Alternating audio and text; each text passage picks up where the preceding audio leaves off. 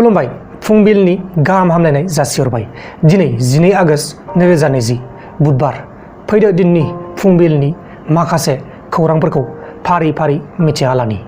गिबि खौराङा जाबाय प्रणब मुखार्जी बिथाङा लोमजानानै क्रिटिकल कन्डिशनाव दङ होननानै फोसावनाय जादों। मैयाहाय बिथांखौ आर्मी हस्पिटालाव ब्रेन सार्जारि खालामखांनायनि उनाव बिथांनि कन्डिशना क्रिटिकल कन्डिशनाव दङ होननानै फोसावनाय जादों। लोगोसे बरपेटा जिल्लानि बजालि ओनसोलखौ गोदानै जिल्ला महरै थिसननाय जाबाय। माने बजालिखौ मोनसे जिल्ला खालामनाय जाबाय आरो बे गोदान जिल्लायाव गासै 11 जन गोदान अफिसार लानाय जागोन होननानै फोसावनाय जादों। जोंनि बे आसामाव गासै 34टा जाबाय जिल्लाया, माने जोंनि बे आसामाव डिस्ट्रिक्टआ गासै 34टा जाबाय आरोना। दानिया फैदो गुबुन खौराङाव। गुबुन खौराङा जाबाय बलिउड स्टार बिथां सन्जय दत्तआ लोमजानानै दङ। दा बेनिखायनो बिथाङा बलिउड फिल्म इन्डास्ट्रिनिफ्राय साननैसोनि थाखाय आजिरा लाथ'दों होननानै फोसावनाय जादों। दा बिथांखौ मेडिकेलाव एबा हस्पिटालाव नायबिजिरगासिनो दङ, माने देहा फाहामथाय होगासिनो दङ आरोना बिथांखौ। बिथाङा लोमजागासिनो दङ, बेनिखायनो बिथांखौ मेडिकेलाव ट्रिटमेन्ट होगासिनो दङ होननानै फोसावनाय जादों। लोगोसे दा भिक्ट'रिया एन्ड फानि पिसाल हस्पिटालाव गासै 200 जननिबो बांसिन गथ'फोरखौ कर'ना पजिटिभ बिमाफोरा जोनोम होबाय होननानै फोसावनाय जादों। नाथाय गथ'फोरा सासेबो कर'ना पजिटिभ जायाखै। दा बे जाथायखौ लानानै बा बे खोथाखौ लानानै बे हस्पिटालनि डक्टर्स आरो नार्सफोरा गोबां रंजानाय फोरमायदों। गुबुन फारसेथिं गुजरातनि दहद जिल्लायाव सासे 7 बोसोर बैसोनि गथ' हिन्जावसाखौ मोसाया अरथारनानै बुथारबाय। बे जाथाया दाखालिनो जादों समबारखालि। बे गथ'आ न'निफ्राय बायजोआव ओंखारलांदोंमोन। बायजोआव ओंखारलांनाय समावनो मोसाजों लोगो मोनलायनानै बे मोसाजों गथ'आ जाजाबाय। जोबोद दुखुनांथाव जाथाय। बे गथ'आ 7 बोसोरनिल'मोन।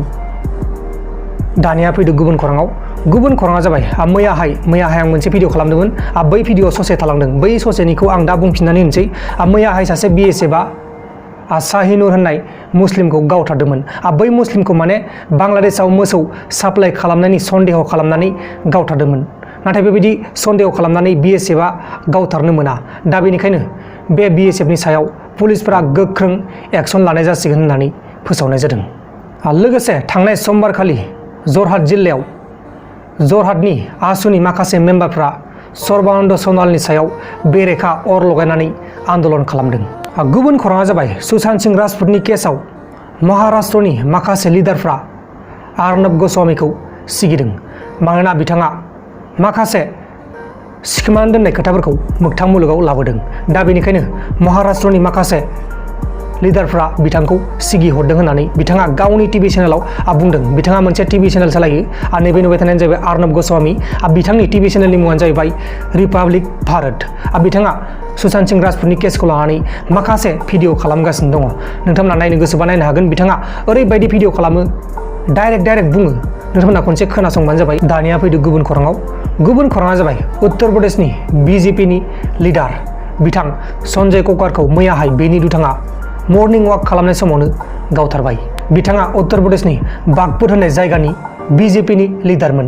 नाथाय बिथाङा मैयाहाय मर्निं वाक खालामनाय समावनो गावथार जाबाय। दा बे गावथारनायनि फारसे नायबिजिरगासिनो दङ। नायबिजिरनाया सोलिगासिनो दङ। लोगोसे इन्डिया आरो पाकिस्तान हादोरखौ काश्मीरनि माखासे इस्युफोरखौ लानानै सावरायलायनांगौ होननानै UNGA बुंदों। UNGA माने इउनाइटेड नेशन जेनेरेल एसेम्बलि। एग्जामाव फैनोबो हागौ, नोंथांमोना गोसोआव लाबानो जाबाय। लोगोफोर दिनैनि फुंबिलिनि रादाबफोरा बेखिनिल'मोन। जुदि नोंथांमोना आंनि बे भिडिअखौ मोजां मोनदों अब्ला भिडिअखौ लाइक खालाम। लोगोसे चेनेलाव गोदानबा चेनेलखौबो साबस्क्राइब खालाम। दाहाय बेलासियाव मोनसे रादाब फैगासिनो दं।